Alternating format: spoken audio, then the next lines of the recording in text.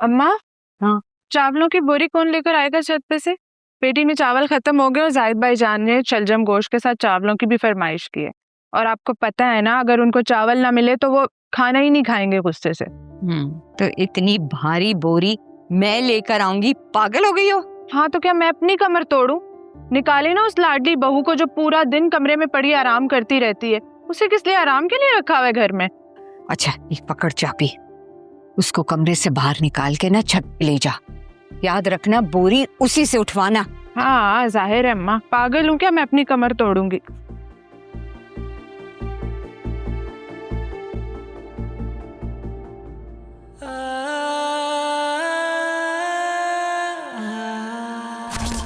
वो मेरा नहीं हो सका तो क्या हुआ,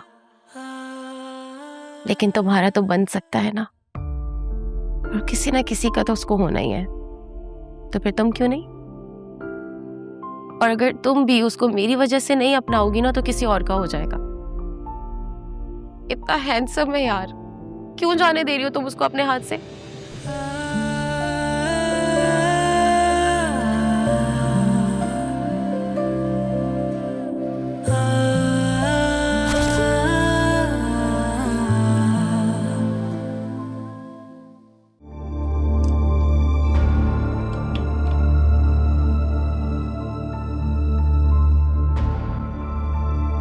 चलो मेरे साथ।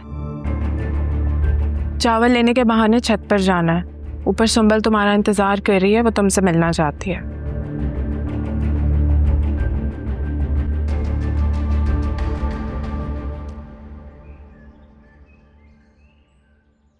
तानिया, कैसी हो तानिया?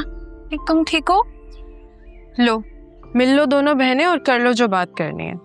आयजा, तुम सीढ़ियों के पास जाके खड़ी हो जाओ और देखती रहो कि कोई आए ना। हाँ मगर थोड़ा जल्दी करना, क्योंकि मैं बरसाती से चावल निकालने के बहाने लेकर आई हूँ। ठीक है, फिक्र नहीं करो, सिर्फ 5 मिनट। ये बातें कैसे मान रही हो तुम्हारी? हाँ, ये सारी कहानी मैं तुम्हें बाद में सुनाऊंगी, लेकिन अभी मुझे तुमसे बहुत जरूरी बात करनी है तानिया। हाँ कहो। तुम्हें याद है ना कि कुछ अरसे पहले मुझ पर एक आसेब आ गया था? वो सब कुछ एक ड्रामा था। तुम सबको डराने के लिए मैंने एक ढोंग रचाया था और कुछ नहीं। क्या सुंबुल, ऐसे कैसे हो सकता है? चाचू ने तो कहा था कि... मैं तुम्हें बताती हूँ, चाचू ने यही कहा था ना कि उनके होते हुए मुझ पर ये आसेब कभी नहीं आ सकता। इसलिए कहा था क्योंकि वो समझ चुके थे कि मैं सब कुछ ड्रामा कर रही हूँ। अच्छा सब छोड़ो, मुझे बताओ तुम कौन सी जरूरी बात करने वाली थी? जरूरी बात यह है कि वही सारा ड्रामा अब तुम्हें करना होगा।